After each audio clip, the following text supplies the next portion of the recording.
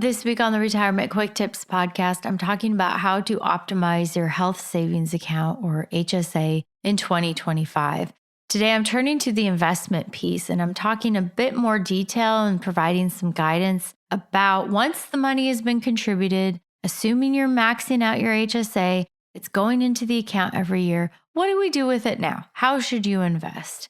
Now, the approach I take is that prior to retirement, you're going to want to use funds outside of your HSA to pay for medical expenses. We don't want to use it as a piggy bank and tap into it whenever we have medical bills.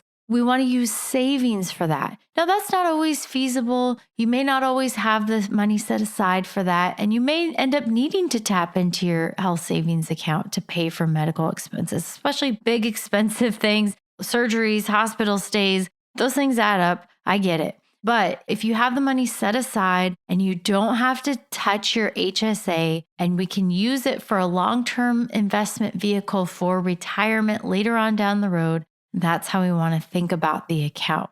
So the first thing here is you want to have money set aside, enough savings so that you don't have to tap into your HSA. Now, I wouldn't want you putting anything on like a credit card or any sort of high interest rate card just to not touch the HSA. But again, we want savings to the extent that we can save money and not have to touch the HSA funds prior to retirement.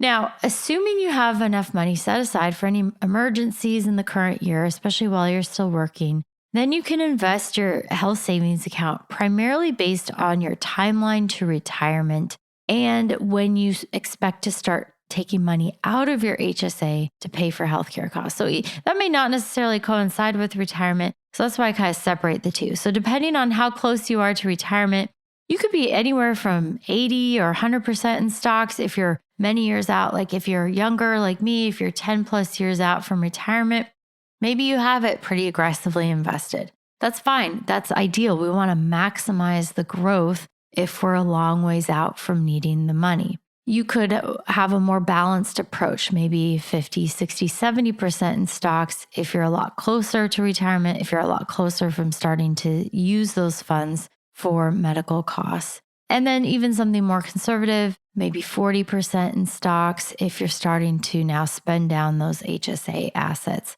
Now, you can see that I didn't go much lower than that. And that's because a lot of that depends on your balance. So if you have a larger balance, and you're starting to spend down the HSA, but you're not going to use the funds in the next 2 or 3 years. You have enough in the account where you have 10 years worth of funding in a more typical, you look at the typical expenses and what you might pay out of pocket, and you have enough money for 10, 15, 20 years, then yes, you do want to keep a lot of the account invested and so that it can continue to grow. If your balance is a lot less than that, and if you think your HSA is going to be depleted realistically in the next 2 to 3 years, then you would want to be more conservative because, again, we want to protect what we've saved. We don't want it to be at risk. So timeline matters, the total balance, and when you expect to use all of the funds in the HSA, that matters a lot too. We want to also think of it in terms of different buckets. So once you're in the phase of withdrawing money from your HSA, you should have more cash. I think it's wise to keep HSA funds that you expect to use in the current year, maybe in the next 12 to 18 months. Keep that in a money market account. It'll still earn decent interest, especially right now with interest rates on money markets around 4%. But the money's not going to be at risk of any declines because you didn't have it in the stock market. So if you need it next month, you need it any point during the next 12 to 18 months, it's there. It's liquid, it's available, it's not at risk of declining. So there's not this like one size fits all. It depends a lot on your timeline when you're using the funds, how much you have, when you expect to fully deplete the account, and what you expect to spend down from the HSA in the short term in the next few months. Now, when it comes to unexpected expenses, this is hard because a lot of people will set aside too much money in cash in their HSA because of what might happen. So we want to think of investing in an HSA or anywhere else in terms of probabilities, like what is likely versus possibilities. Is it possible that you're going to need an extended hospital stay and a surgery that's going to be obscenely expensive? Yes. Is it likely? Probably not for most people.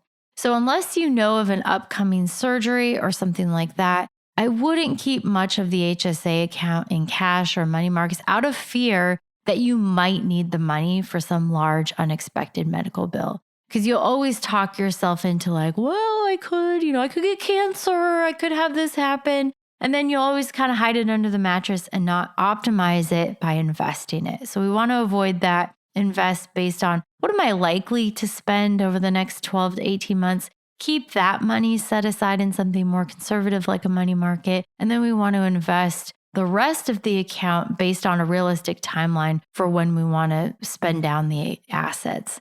All right, that's it for today. I'm going to talk more about how to be strategic about spending down those assets tomorrow because, again, it's not necessarily the retirement date that triggers when you want to start tapping into the HSA. It makes a lot of sense to wait until a bit later on in retirement and let that money continue to grow and work for you. All right, that's it for today. Thank you so much for listening. My name is Ashley Michike, and this is the Retirement Quick Tips Podcast.